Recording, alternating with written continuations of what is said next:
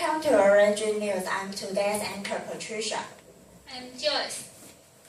Today our key news is Hong Kong protest. In September 2014, pro-democracy campaigners in Hong Kong protested outside the government headquarters and occupied several metro throughways and intersections. They are protesting Beijing's plan for electoral changes, which for the first time would let the public vote for the city chief executive, starting in 2017.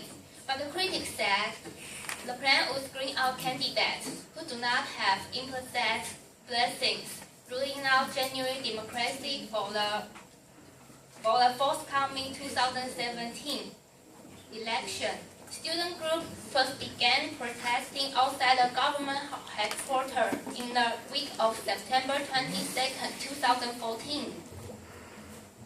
In the evening of September 26, a group of several hundred demonstrators breached a security barrier and entered the plaza in front of the government headquarters building. They were cornered by and closely by the police soon overnight. Eventually, the event culminated in a standoff. During the police attempt to disperse protesters with straws, batons, pepper spray, and tear gas. The resulting conflict, in which protesters were seen using umbrellas as flimsy shields against pepper spray, seemed to have generated a subsequent wave of protests in central Hong Kong main financial district. Our report, Michelle, bring us the situation. Let's hear Michelle, who report live at scene. Hello, I'm Michelle, reporting live at Hong Kong Rally, and I'm going to interview the protesters. Hold the freedom in the red. Occupy Central with love and peace. Now we have a lot of school students in Hong Kong with the streets to join the rally, but the situation might turn violent in any time. Yes, Hong Kong government to chase students away demand police implement a series of fire action. If it's called to reform the electoral process fail, then we were prepared to continue this protest. And we have occupied the central business district by thousands of students to sit in and block traffic peacefully. Now we demand a full electoral reform and have called on Hong Kong Chief Executive Liang Zhenyin to step down.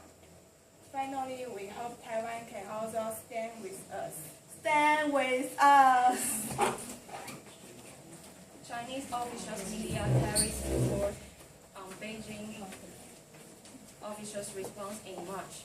This range of protesters will not change the central government to Hong Kong political arrangements. Now back to anchor Patricia. Thanks, Michelle, bring the breaking news to us. Back 24 years ago, similar incidents have occurred in Taiwan too. That is why Lily. Today we are inviting the senior media people, Ms. Tan and Ms. Chen, to tell us that part of the history of democracy in Taiwan. Hello everybody, my name is Penny. And what kind of this thing? I think this may be in Hong Kong in the creation of history. Even in the creation of China's history, the development of more powerful, it could become the world's history. Hello everybody, I'm Mr. Chen. The Wild Lily movement have influence on Taiwan political in many ways. From comparison angle of Taiwan political development, also the protester of Wild Lily movement didn't come back to square, but rise for climbs of big and so at that time, it also gradually begins to political democratization of basic climb in generation of Taiwan. Taiwan's society was generally accepted continually in the decade. The initial reform of national democratization was complete and transferred a piece of political power. On the other hand, school campus culture through the student movement and the outcome, opening up greater democracy space on campus, so that students no longer fear policy will help Taiwan a more democratization of the society.